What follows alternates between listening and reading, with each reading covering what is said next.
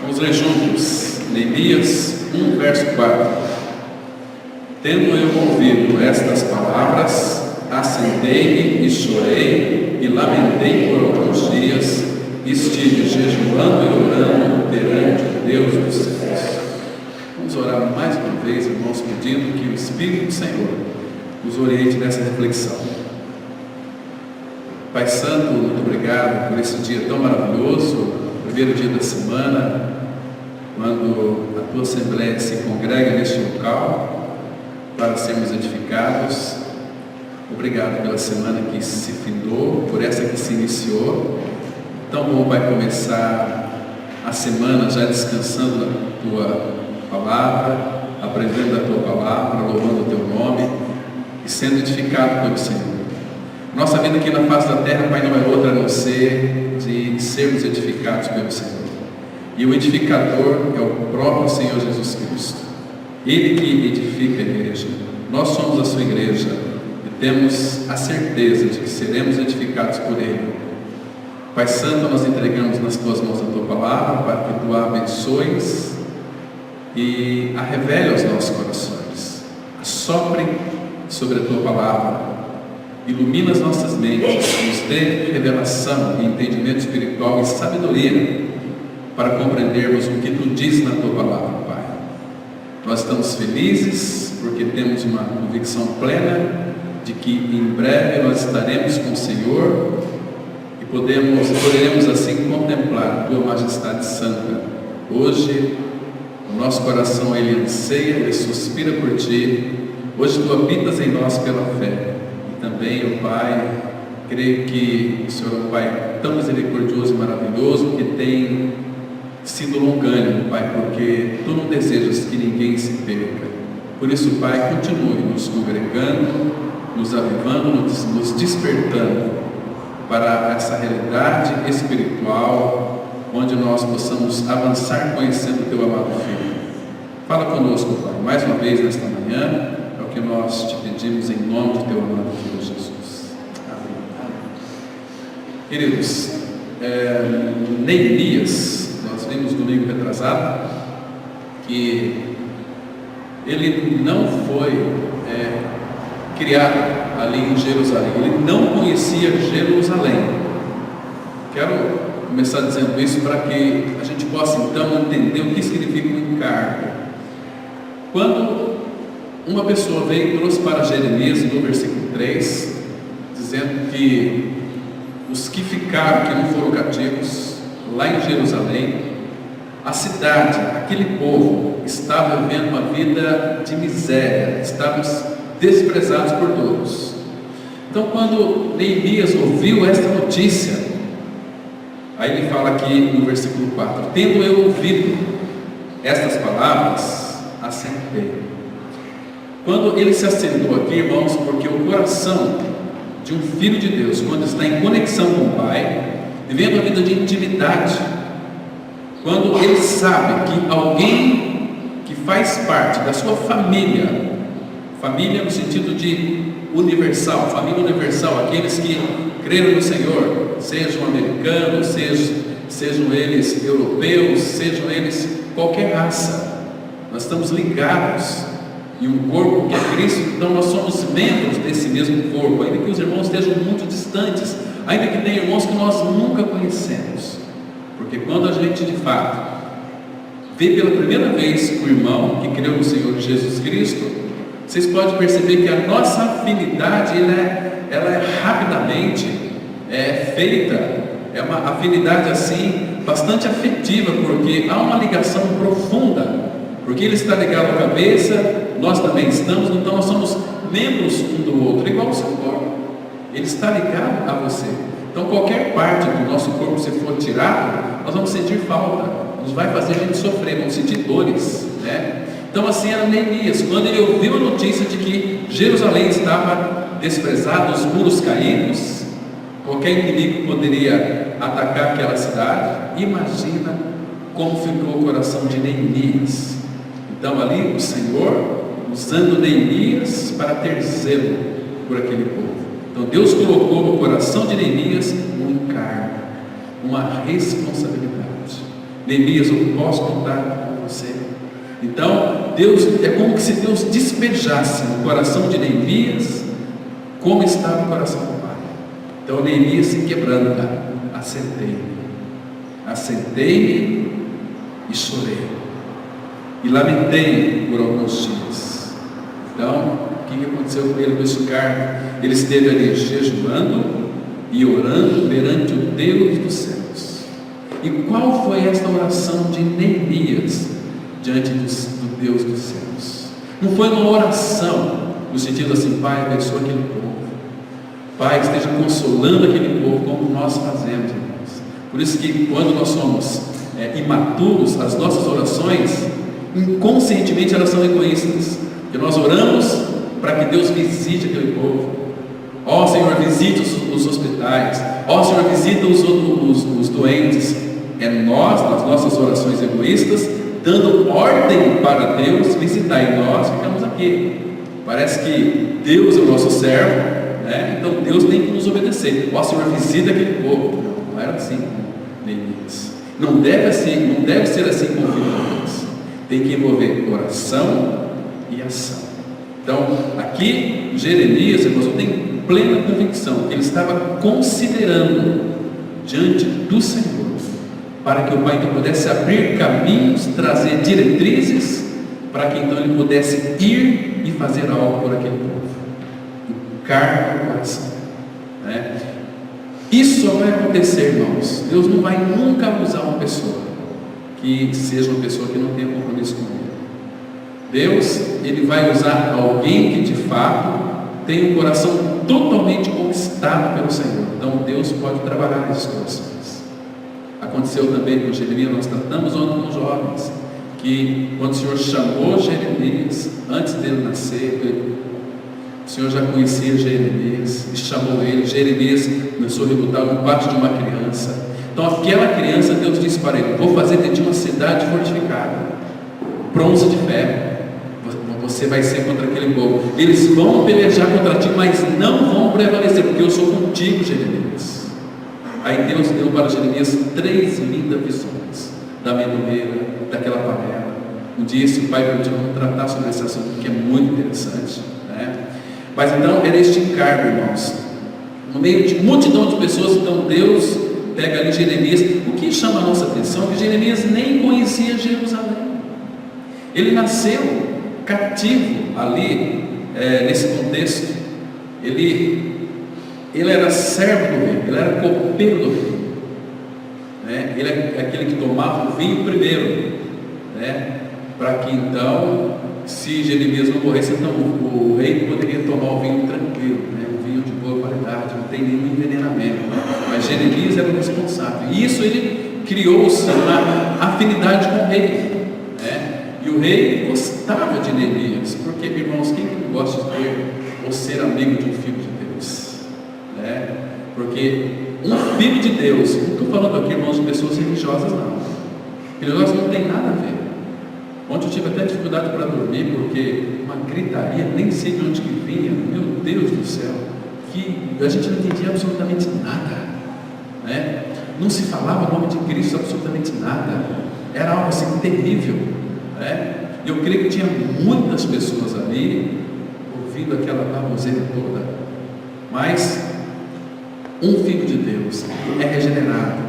É gostoso você conversar com essa pessoa, porque o assunto não vai ser outro, vai ser Cristo. O assunto não vai ser outro, não ser falar das grandezas, das riquezas do Senhor Jesus. Isso é precioso. Então, Neemias expressava isso diante do rei, né? E Neemias sempre se apresentava diante do rei alegre, não uma alegria forjada, forçada, mas era uma alegria voluntária, porque quando nós temos intimidade com o Pai, nós temos uma canção que a gente canta aqui, né? Quero ser o reflexo de Ti. Na realidade, nós somos o reflexo dele. Nós temos a imagem do Filho em nós. Nós temos, em realidade espiritual, o resplendor da glória habitando em nosso coração, que é o próprio Senhor Jesus, aquele que habita em nós, porque Ele é o resplendor da glória. Por isso que Paulo fala em Filipenses, como que os luzeiros do mundo, os astros, aqueles que brilham diante deste mundo. Irmãos, será que o mundo está vendo em nós este brilho? o brilho do Senhor Jesus Cristo. Vós sois a luz do mundo. O mundo está vendo em nós esta luz, irmãos. Na nossa maneira de falar, na nossa maneira de expressarmos, nas nossas atitudes, no nosso caráter. Será que o mundo vê em nós isso? Então o rei enxergava em Neemias esse caráter tão precioso, né? Tanto é que depois que Neemias recebeu esta notícia, que o seu povo estava em miséria, desprezado, ele se assentou, quebrantado, aquela dor pelo seu povo. Somente um filho de Deus em Cristo Jesus, ele sente a dor do outro, porque ele é muito empático. Ele não fica indiferente à dor do seu irmão, à dor do seu povo, né? Então, irmãos, quando o Senhor coloca um encargo em nosso coração, como colocou no coração de Neemias, o Senhor estava dizendo para Neemias: Neemias, eu vou te levantar, para que você vá até lá e restaure os muros, mas eu vou ser contigo, e eu vou te suprir de tudo. Neemias, todas as provisões que você precisa virão da minha parte. Como fez com o profeta Jeremias também, que está dentro do contexto ali, aqui, do retorno de Jerusalém, porque foi Jeremias que profetizou o retorno deste povo para Jerusalém. Muito lindo. Nós temos que ler Jeremias, o profeta Jeremias, irmãos, de preferência de joelhos, como fazia George Miller. Ele leu a Bíblia de joelho mais de 40 vezes, inteirinha, lendo e orando. Como que Deus então não vai, irmãos, abençoar e revelar a um servo deste, a um filho deste, que o ama, que anseia, que tem buscado ao Senhor? Então o Senhor pode usar uma pessoa dessa.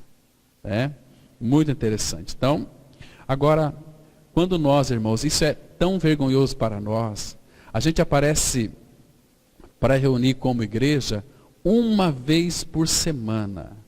A gente canta com entusiasmo alguns cânticos, né?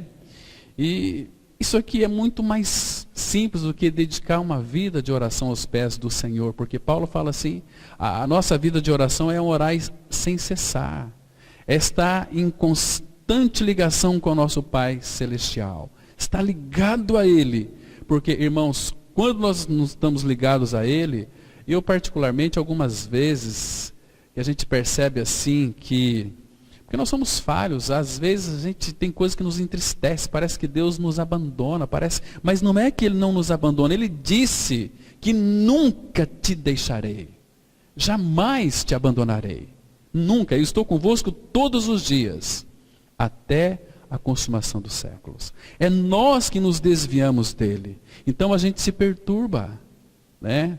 Quantas pessoas às vezes vêm falar com a gente, pessoas que dizem assim, eu estou tão amargurado, eu estou tão triste, eu estou me sentindo esquisito. Aí a gente vai conversar com essa pessoa. A gente descobre que ela está em pecado. O pecado nos afasta do Senhor, irmãos. Nos afasta dele. Então é bom estarmos ligados ao cabeça, sermos dirigidos por ele, porque dentro em breve nós vamos estar na glória junto com ele, né? Então, queridos, aqui o cativeiro babilônio, ele é uma figura muito nítida do homem caído.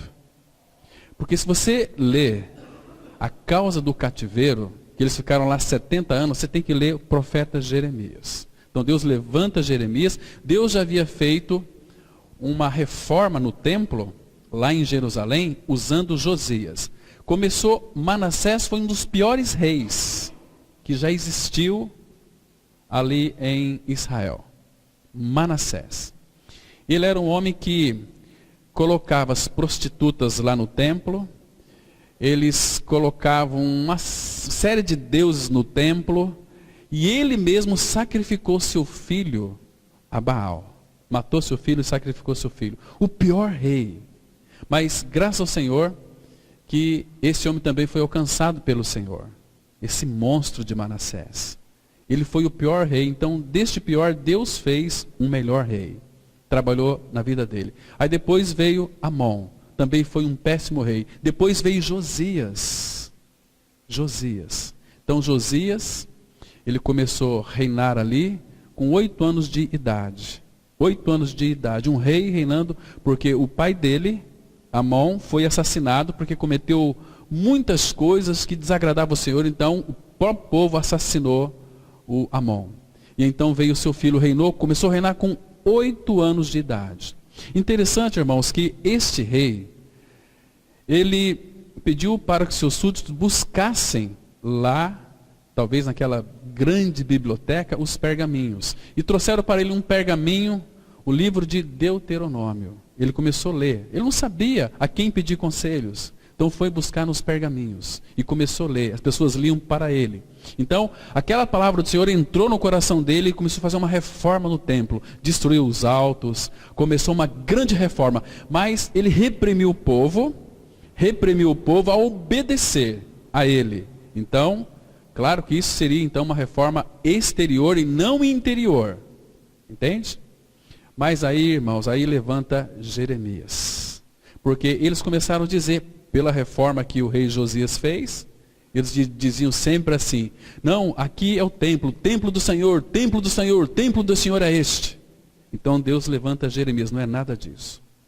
Porque muitas vezes, muitos dizem o seguinte, eu sou nascido de novo, mas a vida dessas pessoas desmentem o que elas professam. Então, Deus levanta Jeremias naquela época. Jeremias. E aí ele começa a fazer uma reforma interior, de dentro para fora. Deus chama o profeta Jeremias, mas então Deus colocou encargo no coração de Jeremias, dando 3 visões para ele. E ele dizia que não sabia falar porque não passava de uma criança, então Deus começou a trabalhar com ele e colocou como profeta, um profeta do Senhor. E Deus disse, você vai na porta do templo e proclama as minhas palavras. Então, antes disso, Jeremias percorreu toda a cidade de Jerusalém. Ele viu coisas ali terríveis, ele viu furtos. Jeremias viu ali adultério, prostituições. E chegou na porta do templo, quando as pessoas iam para adorar, ele disse o seguinte, que é isto? Vocês, Jeremias 7, versículo 10, 11 e 12. Vocês furtam, vocês matam, depois se colocam diante desse templo, dizendo que é templo do Senhor, nós temos um Deus. Não é por aí. Rasgai os vossos corações. Então aí começou a oposição com Jeremias. Mas Deus era com ele. Ele sofreu bastante, sim, mas Deus era com ele. Ele foi um vitorioso. Então, por não obedecer ao Senhor, através do profeta Jeremias, eles foram levados cativos para a Babilônia e ali ficaram 70 anos cativos. Já que vocês querem ídolos, então vão para a Babilônia, lá é o lugar de ídolos. Saía ídolos até pelo nariz deles. 70 anos ali com ídolos. Eles queriam louvar o Senhor, as pessoas pediam para que eles cantassem cânticos, e eles disseram, como nós podemos cantar cânticos ao Senhor em terra estranha? As harpas ficavam penduradas, um povo totalmente morto espiritualmente. Então aí Deus começa uma grande avivamento ali. Primeiro com Zorobabel, que trouxe na primeira leva de volta 50 mil cativos que vieram da Babilônia para Jerusalém. E depois foi com Esdras, 1.700 israelitas que voltaram também. Depois com Neemias, nessa grande reconstrução do templo de Jerusalém. Que lindo que foi isso, irmãos. Mas o que é interessante, como que estava Jerusalém? Os muros caídos. O que eles iriam fazer então? Claro que eles não temiam mais os povos, porque a preocupação deles agora era oferecer ao Senhor sacrifícios, holocaustos. Mas o que eles restauraram primeiro? Assim que chegaram em Jerusalém com Esdras. Abra sua Bíblia em Esdras. Capítulo 1. Nós vamos verificar aqui, irmãos, algumas coisas preciosíssimas. Esdras é antes de Neemias. Esdras, capítulo 1. Então o Senhor começou a trabalhar no coração daquele povo. Muito interessante. A palavra, ela diz assim, olha, no versículo, capítulo 1, Esdras 1, versículo 1. No primeiro ano de Ciro, rei da Pérsia, para que se cumprisse a palavra do Senhor por boca de Jeremias, despertou o Senhor o espírito de Ciro, rei da Pérsia, o qual fez passar pregão por todo o seu reino, como também por escrito dizendo, assim diz Ciro, rei da Pérsia, O Senhor, Deus dos céus, me deu todos os reinos da terra e me encarregou de lhe edificar uma casa em Jerusalém de Judá. Olha o versículo 5 agora. Veja, Deus trabalha até com pessoas ímpias. Versículo 5. Então se levantaram os cabeças de famílias de Judá e de Benjamim, e os sacerdotes e os levitas, com todos aquele cujo espírito Deus despertou, para subirem a edificar a casa do Senhor, a qual está em Jerusalém. Agora, aí em Esdras, pule para o capítulo 3. Capítulo 3, vejam a partir do verso 1, vamos ler os 3 primeiros versículos. Olha que interessante aqui, irmãos. Então, veja como que começou a reconstrução. Que lindo que é isso aqui. E chegando o 7º mês, e estando os filhos de Israel já nas cidades, ajuntou-se o povo como um só homem em Jerusalém. Um só homem, todo o povo como um só homem, um só pensamento, unidade. Começou aqui. Levantou-se Jesua, filho de Josadaque, e seus irmãos sacerdotes, e Zorobabel, filho de Sealtiel, e seus irmãos edificaram o altar. Altar fala da cruz. O altar do Deus de Israel, para sobre ele oferecerem holocaustos, como está escrito na lei de Moisés, homem de Deus. Firmaram o altar. Primeira coisa que eles fizeram, firmar o altar, edificar o altar, que fala da cruz, sobre as suas bases, e ainda que estavam sob o terror dos povos de outras terras, ofereceram sobre ele holocaustos ao Senhor de manhã e à tarde. Você está vendo aqui? Irmão, se você ler todo o livro de Êxodo, você vai se encantar. Firmaram as suas bases, lançaram os alicerces do templo com as suas bases, a cruz, o altar, para oferecer holocaustos. E aí, irmãos, ainda que eles estavam sob o terror dos povos, eles não tiveram medo. Porque agora sabia que eles estavam no caminho correto, adequado e certo, e que o Senhor seria com eles. Né? E que eles estavam como que dizendo o seguinte: Senhor, como nós erramos. Senhor, como nós precisamos de Ti. Então nós vamos começar da forma que está no teu coração. Eles sofreram 70 anos, irmãos. 70 anos.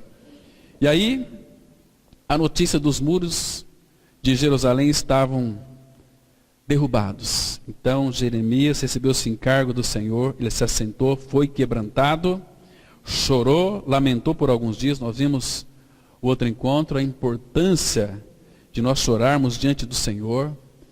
Hoje tem muitos pais que os filhos estão perdidos porque não tem lágrima nos olhos, seus olhos estão enxutos, vivem uma vida, tanto faz como tanto fez. Por eu ser um cristão, ter um Deus é obrigado de salvar meus filhos, porque a palavra fala: crê no Senhor Jesus, será salvo tu e toda a tua casa. Irmãos, a soberania divina não isenta, não anula a nossa responsabilidade. Nós temos responsabilidade, é graça com responsabilidade. Estão me entendendo, irmãos? Aqui, irmãos, nós temos que observar que teve 4 atitudes que Jeremias teve. A primeira delas foi que ele orou, jejuou, ele soube abrir mão ali dos seus benefícios que ele tinha como copeiro do rei, e Jeremias planejou todas as coisas, isso considerando aos pés do Senhor. E o Senhor foi trazendo para eles diretrizes. Então ele tinha que falar com o rei. E agora, ele chegou triste diante do rei, e o rei disse: Jeremias, o que é que está acontecendo? Neemias, o que está acontecendo com o teu rosto? Você está triste, o que foi que aconteceu? Ele relutou, então ele abriu o coração para o rei. Meu povo estão desprezados, estão sozinhos, os muros estão todos caídos. Então Deus pôde ali então conquistar o coração do rei, inclinar o coração do rei em favor de Neemias. Que linda essa história, queridos. Agora, outro detalhe que é importante aqui, irmãos, que devemos observar, que deve fazer parte da nossa vida cristã, é que todo filho de Deus, assim como Neemias, precisa de ter lealdade ao Senhor. Precisa ser responsável, confiável e ter um amor sacrificial. O que é um amor sacrificial? É um amor ágape, é um amor de Deus. Interessante. Agora aqui, ele orou. Queridos, Neemias, ele foi consumido pelo zelo de Jerusalém. Porque Jerusalém era a cidade do grande rei. Deus então separou Jerusalém para fazer habitar em Jerusalém o seu nome.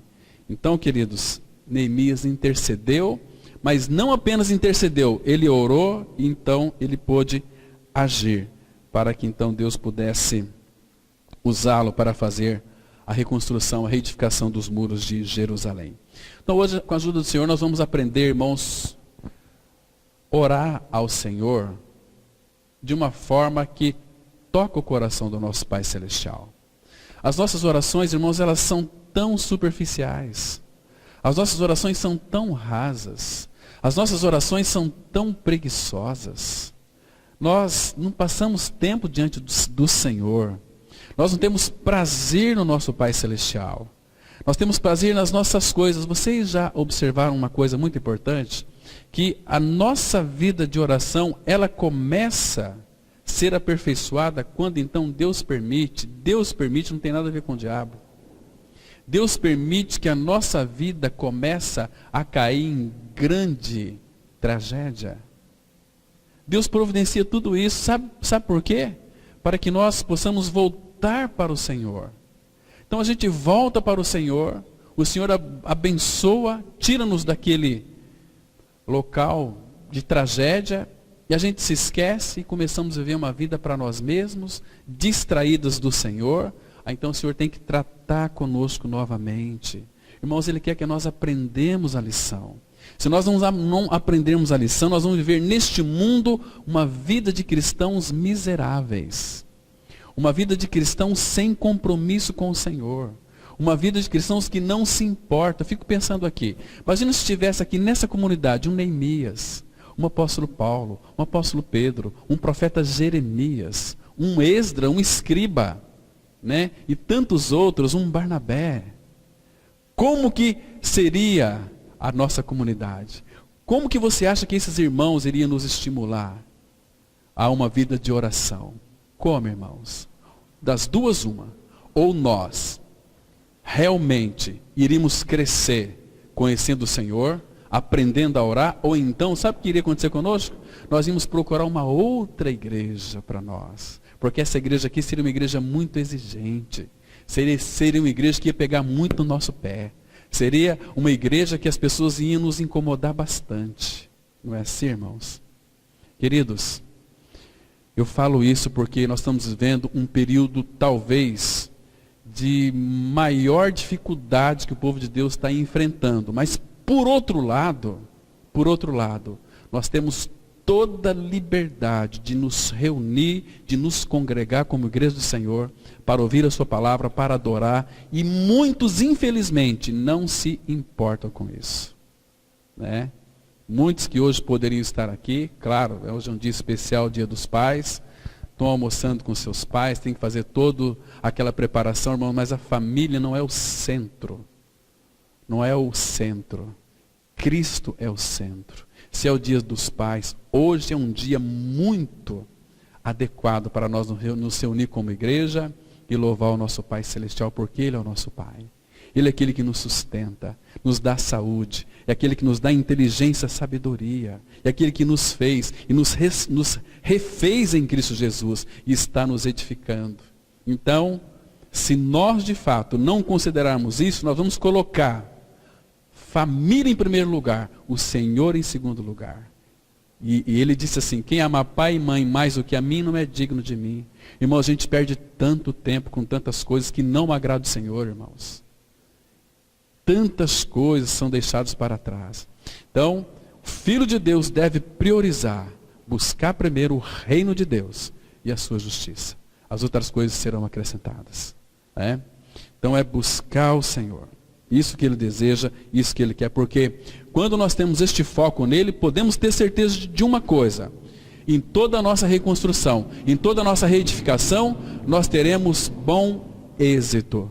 Em Neemias 2:20, Neemias enfrentando muitas oposições, mas ele disse uma coisa muito interessante para Sambalat e Tobias. Vocês não têm parte nem aqui, nada nessa obra, nesse ministério, porque o Senhor é quem nos dá bom êxito. É Ele. Tinha convicção, tinha certeza. Hoje, infelizmente, muitos que têm seus projetos, não sabem se vai dar certo ou não, porque não tem intimidade com Ele. Faz os projetos e faz, e entra de cabeça, e depois dá tudo errado, e fala, ai, Deus não me abençoou, e começa a ficar desanimado com o Senhor. Não é isso, irmãos. O Senhor está preocupado em que nós nos preocupemos com Ele. As outras coisas Ele vai acrescentar, as outras coisas Ele vai abençoar, as outras coisas Ele vai arrumar, as outras coisas são periféricas. E nós, irmãos, nós prezamos tantas coisas que não é o Senhor. Mas vamos hoje aqui analisar um pouquinho sobre a questão como orar. Há um exemplo aqui na vida de Neemias, orar em profundidade. O nome Neemias significa Deus se consolou ou descanso de Deus. Esse é o significado do nome de Neemias. Como consolador, Neemias, ele viveu perto das pessoas. Como intercessor, viveu perto de Deus. Neemias era, acima de tudo, um homem de oração. Neemias sempre foi um homem muito ocupado, mas não tão ocupado a ponto de não ter tempo para Deus. É por isso que quando Deus pretende dispensar grandes misericórdias a seu povo, a primeira coisa que faz é inspirá-lo a orar. Deus não presta atenção à pompa das palavras ou à variedade de expressões, mas à sinceridade e à devoção do coração. Alguém disse que a chave abre a porta porque não é dourada, mas porque se encaixa na fechadura. Como se deve orar, irmãos? Uma pergunta interessante. Então, o Senhor Jesus, ele responde para nós aqui em Mateus, capítulo 6, versículo 7, que diz assim: E orando, não useis de vãs repetições como os gentios, porque presume que pelo seu muito falar serão ouvidos. Irmãos, oração, nós temos que entender uma coisa. Existem vários tipos de oração. Existe a oração de petição, temos que orar a Deus pelos nossos familiares, para que Deus nos mostre aqueles que vão crer, pelos enfermos, são orações de petições. Agora tem aquelas orações de intimidade, quando você acaba todas as petições, você pode estar ali na presença do Pai, mas o que eu vou falar para Ele? Porque nós somos tão mecânicos, né? Vamos orar, oramos pedindo coisas. A gente pensa que orar é só ficar pedindo para Deus coisas. Ah, abençoa minha família, abençoa meu filho. Sim, isso é legítimo, né? Mas você tem orado diante do Senhor, oração de intimidade? O que é uma oração de intimidade, irmãos? Às vezes, você não precisa falar absolutamente nada. Você vai para o seu quarto, num lugar ali isolado, se prostra diante do Senhor e fala assim: Senhor, fala, porque o teu filho escuta. Eu quero ouvir a tua voz. Isso é oração. A palavra oração é quando eu falo, ele escuta. Oração é quando Deus fala e eu também escuto. Contempla o Senhor. Contempla a glória dele. Busque a face dele. Isso é intimidade. Aí o próprio Espírito começará a orar por você. Ele vai colocar nos teus lábios, primeiro no coração, para você expressar com seus lábios aquilo que de fato Ele quer fazer na tua vida. Você vai orar pedindo a Deus sabedoria, discernimento. Senhor, se revela a mim. Senhor, eu quero te conhecer. Senhor, ali eu tenho certeza, irmãos, porque isso acontece com todos os filhos de Deus que vivem uma vida de oração. Mas vem uma crise de alegria tão grande, que você não se contém, se derrama em lágrimas aos pés do Senhor. Ai, como o Pai ama isso, irmãos. Seus filhos a seus pés, chorando de alegria, porque tem um Pai que é soberano, que é criador de todas as coisas, e Ele se revelou a nós. Irmãos, que lindo é isso. Está aos pés de Cristo, né? Então, a gente tem que tomar cuidado também, irmãos, nessas orações, para nós não limitarmos a Deus. Às vezes, nós limitamos a Deus de que maneira? Muitas coisas eu não posso realizar. Então eu acho que Deus também não pode. Mas, irmãos, aquilo que é impossível para mim, eu devo orar. Impossível para mim, porque Deus, Ele realiza coisas impossíveis. E Ele ama filhos ousados. Que façam orações ousadas. Né? Agora, aquilo que é possível, a gente nem precisava de orar. Nós podemos realizar. Né? Por exemplo, visitar um doente. O Espírito vai trazer direção para a sua vida, mas hoje em dia as pessoas ficam uma repetição. Ah, Senhor meu Deus, meu Pai, e não sai absolutamente nada, é uma repetição, né? Como Hare Krishna, tantas outras orações rezadas, né? Oração não é repetição, é você falar com o Pai. Então temos na palavra de Deus orações tão singelas, tão simples, tão curtinhas, né? Você, por exemplo, lê aquela oração lá de Lucas 23, o ladrão da cruz, lembra? Ele estava ali na cruz, Cristo ali crucificado, um ladrão do lado direito, outro ladrão do lado esquerdo. De repente, Jesus conversando com o Pai, Pai, perdoa-los porque não sabem o que fazem. E aqueles transuentes dizendo o seguinte para Jesus: tu que destrói o templo, em três dias o reedificas, desce da cruz e creremos nele. Salvou os outros, salva-te a ti mesmo. Aquele ladrão da cruz foi tocado por essas palavras. E ele fez uma oração mais linda da Bíblia, pelo menos que eu conheço.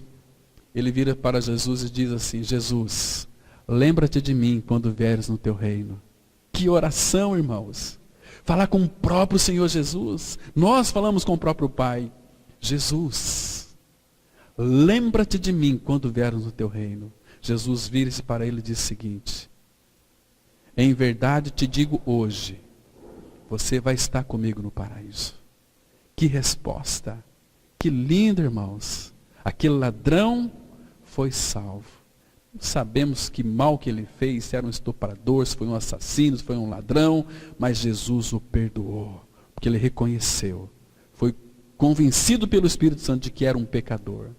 Porque ele disse para seu amigo: nós, na verdade, nós merecemos, porque os nossos feitos assim nos condenam, mas este aí nenhum mal fez. Aí ele deixou o amigo, virou para Jesus: Jesus, lembra-te de mim. Que oração, irmãos, quando vieres no teu reino. Que lindo que é isso. Então, a gente pensa que Deus vai nos ouvir se nós falarmos muito. Não, quanto mais simples você for, da maneira que você é, chega diante do Pai. Ele te ouve. E Ele tem poder para realizar todas as coisas. Então, ore, peça ao Senhor coisas impossíveis. Ele está louco para ouvir, para realizar, né? Temos tantos exemplos dentro da palavra de Deus, irmãos, que nos chama muito a nossa atenção. Vocês se lembram que aqueles profetas de Baal, lá em 1 Reis, capítulo 18, eles oraram do meio-dia, das 6 da manhã até o meio-dia. Baal, ouve-nos. Baal, ouve-nos. Imagina só. Aí Elias debochava deles. Aí depois, quando deu meio-dia, acabou o prazo deles, Elias mandou trazer aquele monte de água, jogou sobre aquele holocausto, nos reigos, ficou tudo encharcado de água. Aí Elias olha para o alto e fala: Senhor, agora pode descer fogo. E o fogo de Deus desceu e queimou todo aquele holocausto, as lenhas tudo encharcadas, e lambeu até o reguinho de água ali, tudo seco. Aí eles confessaram: só o Senhor é Deus, só o Senhor é Deus, só o Senhor é Deus. Então, ali, Elias reedifica o altar do Senhor, porque estava 3 anos e meio de seca. E aquela seca, Deus permitiu aquela seca porque, na época das colheitas, eles atribuíam a Baal. Né? Então, Baal tinha que ser removido. Enquanto Baal não fosse removido, a chuva não viria. Então, tinha que ser destruído Baal e os seus profetas. Baal foi destruído. Então aí depois Elias ora, aí veio a chuva de Deus, veio a chuva dos céus. Que precioso, irmãos. Né? Então essa ideia aqui. E orando, não useis de vãs repetições como gentios, porque presumem que pelo seu muito falar serão ouvidos. Um dos truques do diabo é manter-nos tão ocupados que não encontramos tempo para orar. Irmãos, talvez aqui essa pergunta seria muito conveniente. como tem sido a sua vida de oração diante do Senhor. Você tem passado tempo aos pés do Senhor, orando a Ele. Se Neemias não fosse um homem de oração, o futuro de Jerusalém teria sido outro. A força da oração é maior do que qualquer combinação de esforços na terra. A oração move o céu e aciona o braço onipotente de Deus. Deus ouve as orações de seus filhos amados, porque eles, pela graça, creram em sua identificação com Cristo, em sua morte e ressurreição. Quando cremos nesta verdade, Jesus, que é manso e humilde de coração, vem morar dentro. Entre o coração humilde e contrito e a majestade do céu, não há barreiras. A única senha é a oração. Então, podemos esperar pelo Senhor. Porque quando o homem trabalha, mas quando o homem ora, Deus trabalha. Olha aqui, Isaías 64, versículo 4, diz assim a palavra: porque desde a antiguidade não se ouviu, nem com os ouvidos se percebeu, nem com o olho se viu, Deus além de ti, que trabalha para aquele que nele espera. Irmãos, isso não é maravilhoso, irmãos? Porque esse nosso Pai Celestial, primeiro que Ele é longânimo, Ele é paciente, Ele não perde e nem perdeu e nem perderá o controle de nada. Então, irmãos, que as nossas orações, para serem convenientes, é orar e aguardar a vontade dEle. Porque as nossas orações, elas têm que ser subjugadas à vontade de Deus o Pai. Ou seja, Pai, não seja feita a minha, mas a tua vontade. E quando nós estamos ligados ao Pai, nós sempre iremos orar de acordo com a vontade dEle. E você pode ter certeza que a resposta certa vai ser sim. Agora, quando nós começamos a querer, nós oramos e as coisas não acontecem, então vamos fazer campanhas. Você já viu aí muitos evangélicos fazendo essas campanhas de oração? Queridos, isso aqui, primeiro que não é bíblico. É muito bom nós orarmos todos os dias, em comunidade, se pudermos, amém. Mas vamos orar para que Deus então faça isso, faça aquilo. Isso é errado. Porque não é porque nós vamos fazer essas campanhas de oração que Deus é obrigado, por causa daquilo que nós fizemos, Ele se dobrar e ter que atender as nossas orações. Não é assim. Não é assim. Ele faz segundo a vontade dEle. E muitas dessas orações são feitas, a pessoa nem sabe se é da vontade de Deus ou não. Porque ela ora e já vai fazer as coisas. Aí o que acontece? Elas se cansam, se fatigam, porque não espera no Senhor. Quando nós oramos, irmãos, o que acontece?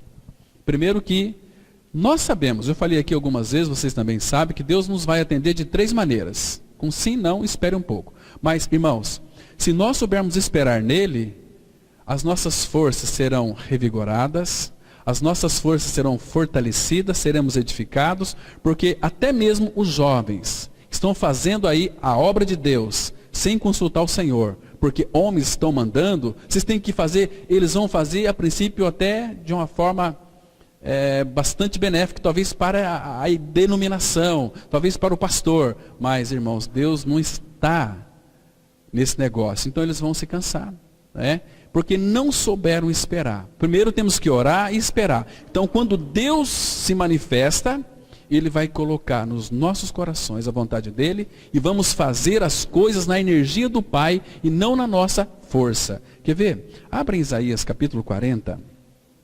Isaías 40, versículo 29 a 31. Isaías 40, 29 e 31. Porque se nós não esperarmos pelo Senhor, irmãos, nós vamos nos cansar, Versículo 28. Isaías 40, a partir do verso 28. A palavra fala assim: não sabes, não ouvistes que o eterno Deus, o Senhor, o Criador dos fins da terra, nem se cansa, nem se fatiga? Não se pode esquadrinhar o seu entendimento. Olha o 29. Deus faz forte ao cansado e multiplica as forças ao que não tem nenhum vigor. Os jovens se cansam e se fatigam, e os moços de exaustos caem. Olha a importância de esperar pelo Senhor. Mas os que esperam no Senhor renovam suas forças, sobem com asas como águias, correm e não se cansam, caminham e não se fatigam. Por quê? Porque esperaram pelo Senhor. E o Senhor vai trabalhar. E o nosso trabalho não vai ser um trabalho cansativo, vai ser um trabalho fortalecido, vai ser um trabalho que não vai nos trazer canseira nenhuma, vai trazer glória para o nome dEle. Isso é tão maravilhoso, irmãos. Então temos que, de fato, esperar pelo Senhor. Vamos avançar então um pouquinho mais aqui. Então Neemias começa seu ministério orando. Sua oração é uma das mais significativas registradas na Bíblia. Jamais nos esqueçamos de que Deus ainda está no trono. Nós ainda estamos a seus pés. E entre nós há apenas a distância de um joelho. Neemias foi um intercessor, e um intercessor é alguém que se levanta diante do trono de Deus em favor de alguém. Cada filho de Deus em Cristo Jesus é um intercessor. Um intercessor torna-se responsável diante do conhecimento de uma necessidade. O conhecimento de um problema nos responsabiliza diante de Deus e dos homens. Irmãos, essa aqui é a nossa responsabilidade. Como homens e mulheres maduros do Senhor, nós temos responsabilidade. Quando qualquer tipo de conhecimento, um acontecimento catastrófico, algo mal que aconteceu na tua cidade, na tua família distante, isto torna um problema seu e meu também. Porque nós somos embaixadores de um reino aqui na face da terra. Né? Talvez uma pessoa chegue para você o seguinte: olha, ô irmão, eu estou tão assim enfraquecido, eu preciso de oração, você ora por mim? Não, eu oro, pode contar com as minhas orações. E você não ora por aquele irmão. O que aconteceu com você? Você está pecando diante do Senhor. Então, nós temos, irmãos, seja na cidade, seja na comunidade, seja nos nossos lares, responsabilidades.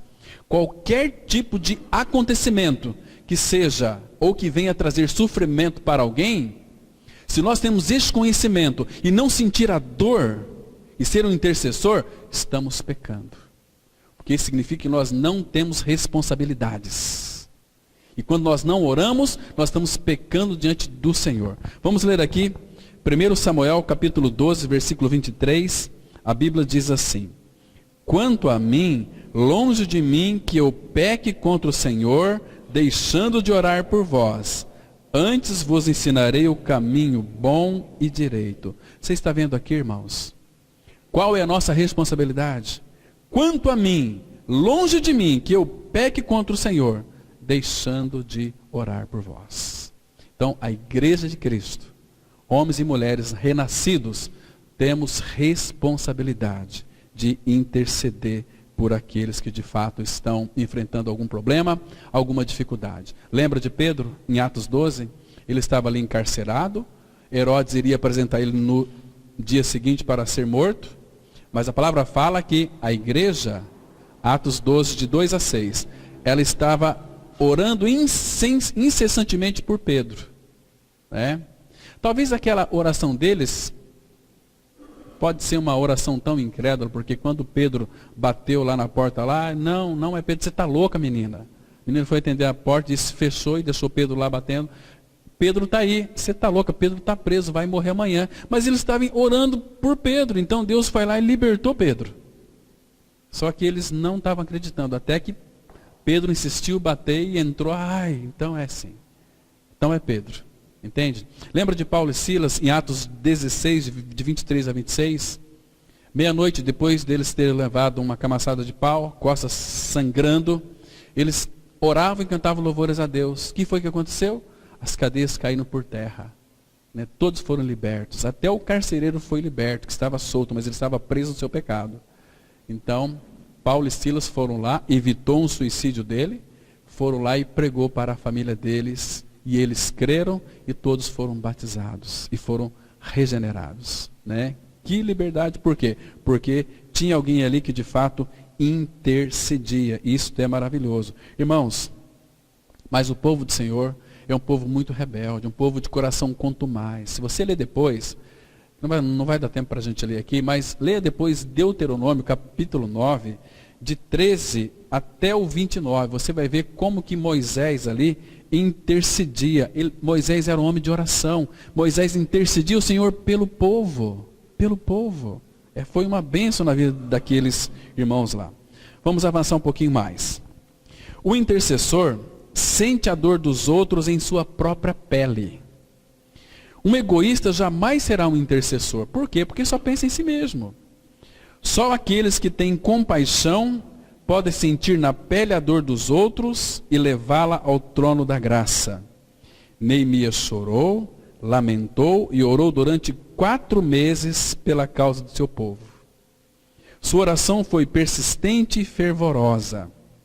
O grande problema de nossos dias é a superficialidade do povo de Deus naquilo que concerne a oração. Veja este precioso versículo nas Escrituras Sagradas que falam de oração em profundidade, ou seja, como deve ser a nossa oração. Teve alguns tempo atrás, nós tratamos sobre esse assunto aqui, orar em profundidade, irmãos.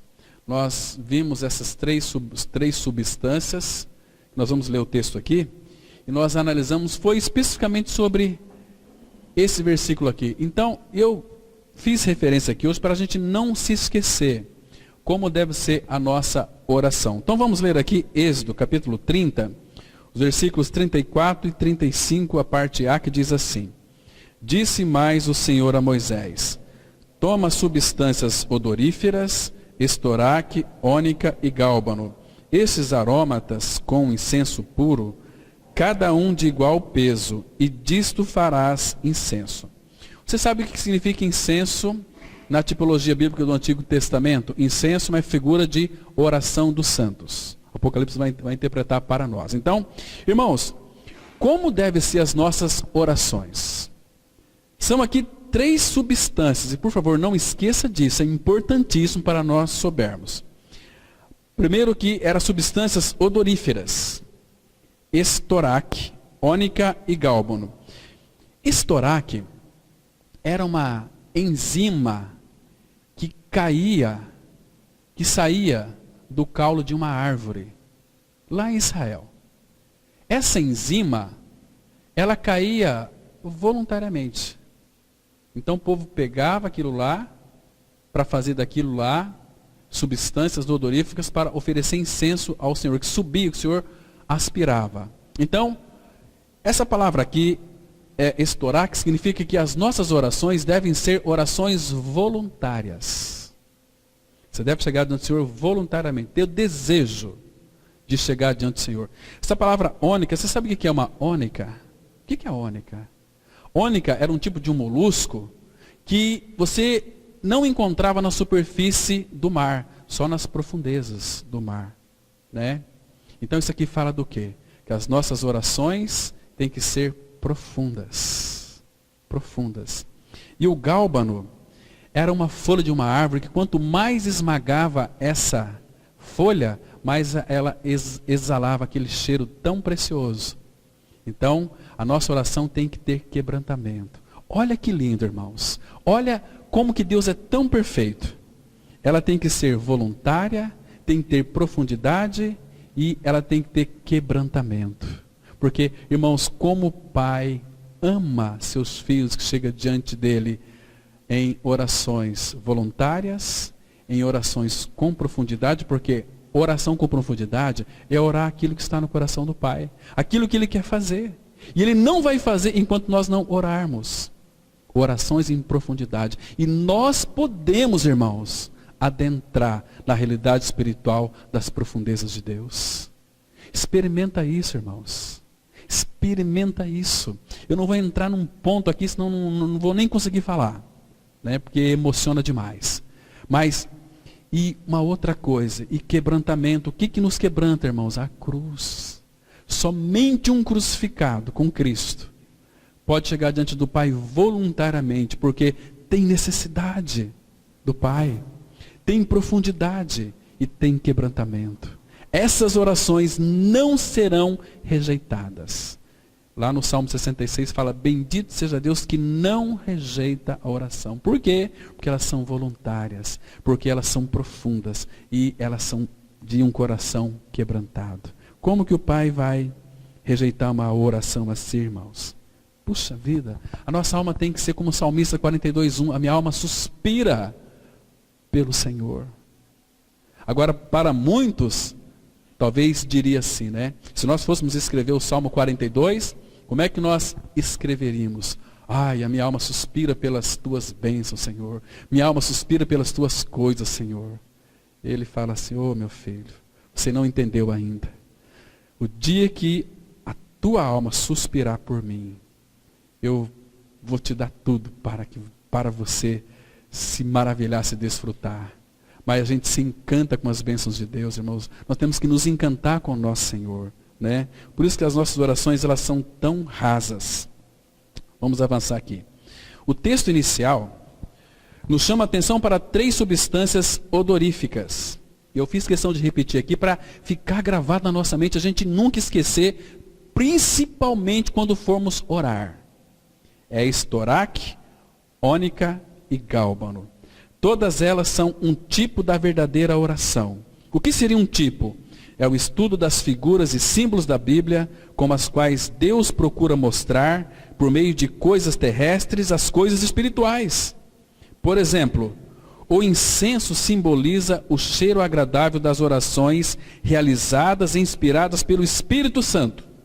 Outra figura aqui, em Êxodo capítulo 30, vamos ler o versículo 7 e 8, que diz assim: Arão queimará sobre o altar incenso aromático todos os dias de manhã, quando preparar as lâmpadas o queimará. Quando ao crepúsculo da tarde acender as lâmpadas, o queimará. Será incenso contínuo perante o Senhor pelas vossas orações.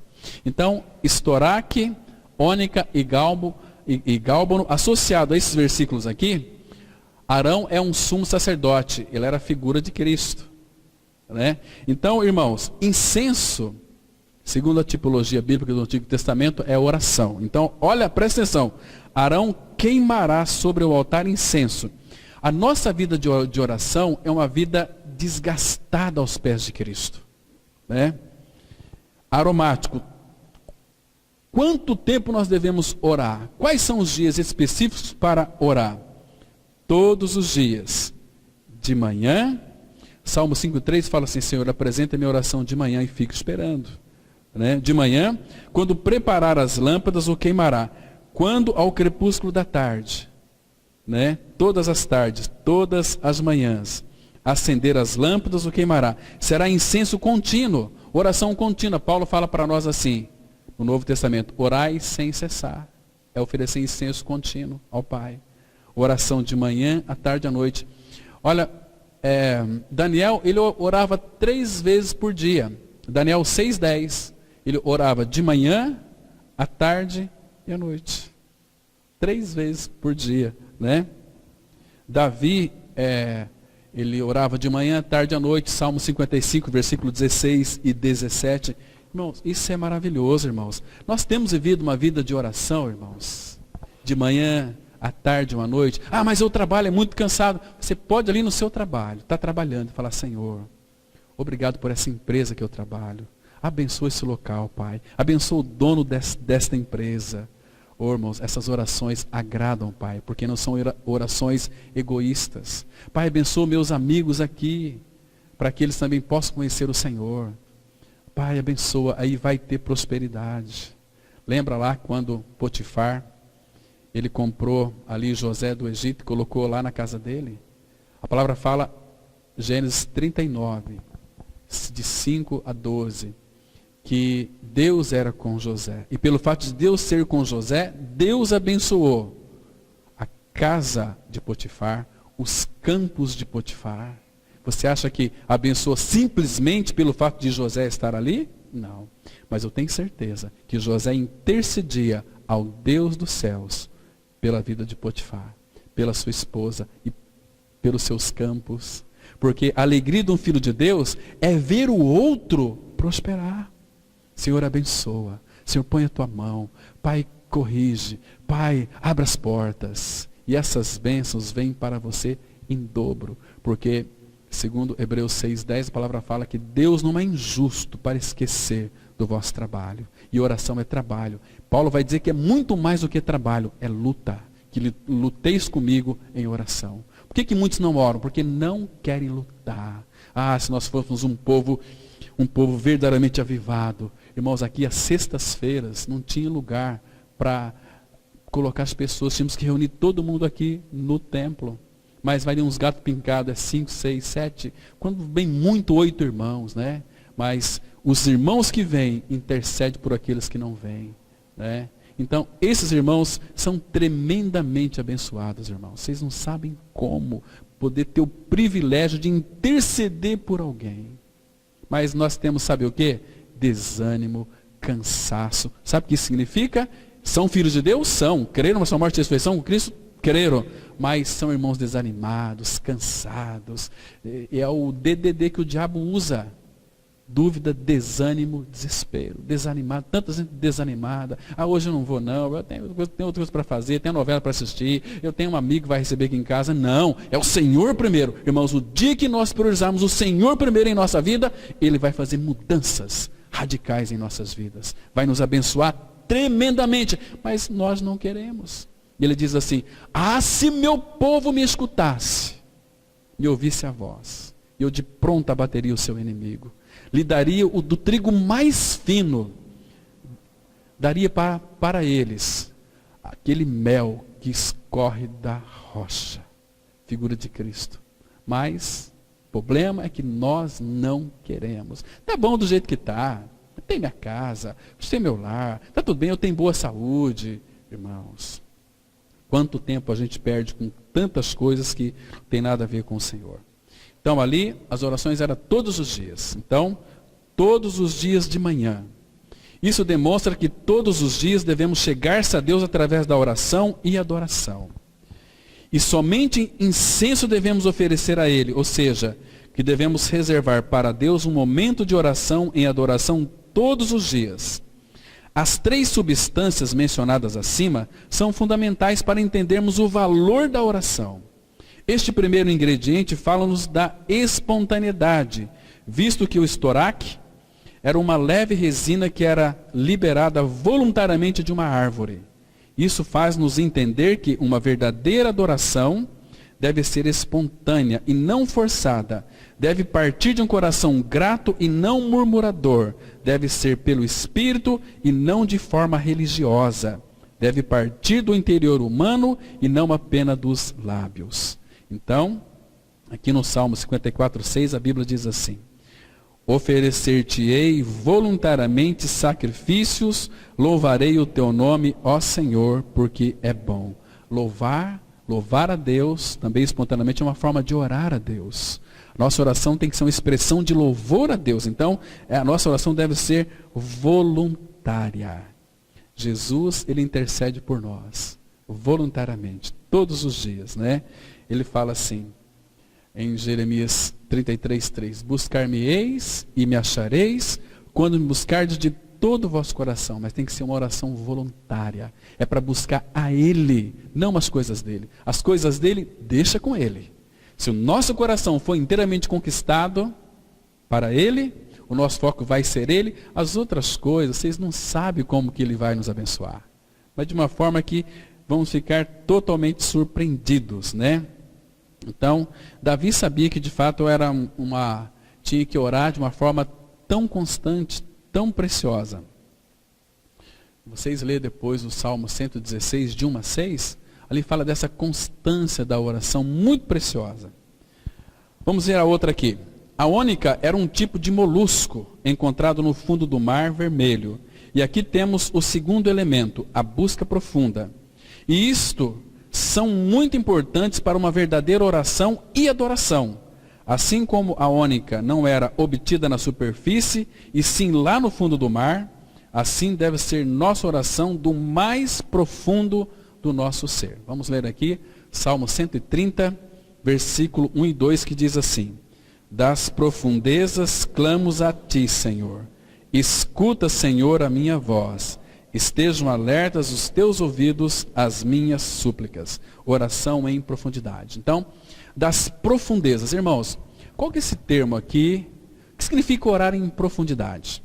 É uma oração que é feita no Espírito, onde Deus habita, numa relação de profundidade. Porque, irmãos, vocês se lembram? Abra sua Bíblia, por favor, em 1 Coríntios. Orar em profundidade é dessa maneira aqui. Ó. 1 Coríntios 2, versículo 9 e 10. A palavra diz assim. 1 Coríntios 2, 9 e 10. Mas, como está escrito, nem olhos viram, nem ouvidos ouviram, nem jamais penetrou em coração humano o que Deus tem preparado para aqueles que o amam. Aqui, irmãos, eu creio que você também já leu ou já ouviu muitas pregações dizendo o seguinte: quando eu morrer, quando for para o céu. Então, o céu vai ser um lugar muito lindo, né? Porque coisas que o ouvido não ouviu, olhos não viram, nem penetrou no coração humano, foi o que Deus preparou para aqueles que amam. Não é assim? E param aqui.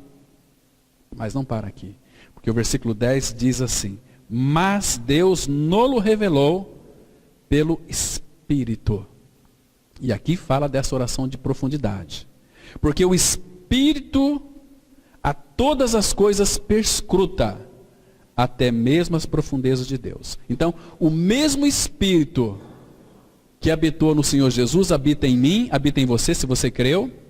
Esse mesmo Espírito que habita em nós, esse mesmo Espírito perscruta as profundezas de Deus.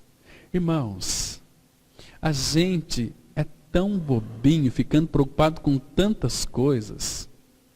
Se nós soubéssemos orar em profundidade, iríamos para dentro das profundezas de Deus. Falar: Senhor, eu quero conhecer a Ti em profundidade. E aí o versículo 12 diz assim, presta atenção aqui.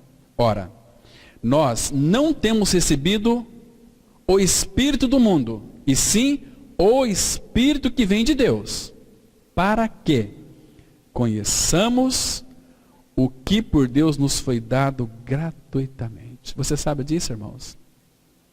Tudo. Só que as nossas orações são muito superficiais. Parece que não passa nem do teto, né?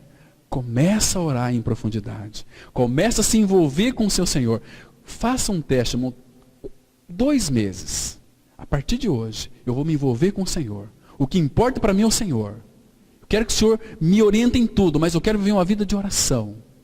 Manhã, tarde e noite. Senhor, eu quero conhecer as tuas profundezas. Experimenta isso. Experimenta.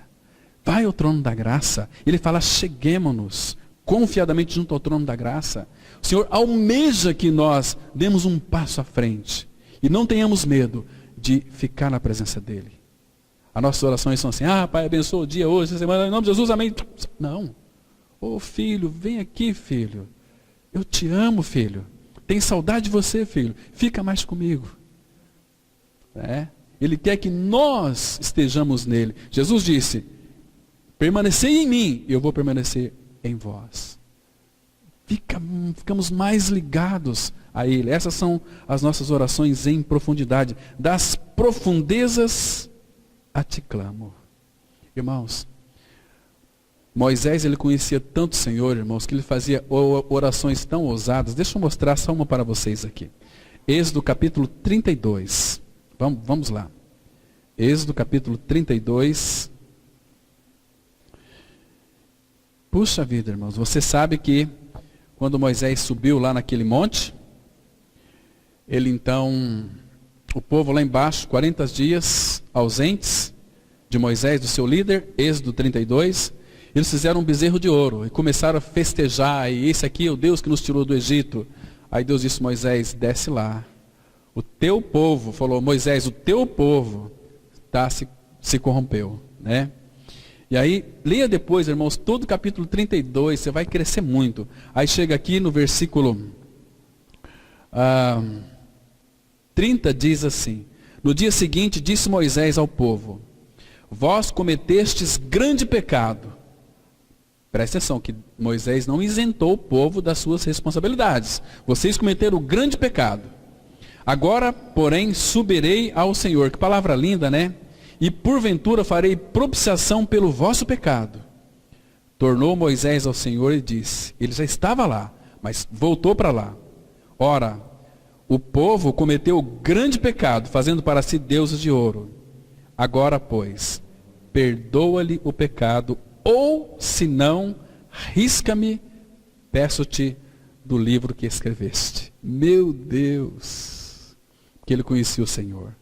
Porque ele sabia que Deus era misericordioso, compassivo, e arrepende-te do mal. Então ele poderia orar dessa maneira. Senhor, o Senhor tirou o povo do Egito para matar no deserto. Que o povo vão pensar? Misericórdia. Que oração ousada. Irmãos, nós somos tão assim, uns gatinhos. Gatinhos para orar, né? Tão fraquinhos. Ai, vamos orar. Ai, vamos ter uma festa. Opa, vamos lá. Nós somos os primeiros. Né? Como eu recebi uma mensagem tempo atrás de uma pessoa dizendo o seguinte, olha, eu convidei para ir numa reunião de oração, 80 pessoas, foram 8.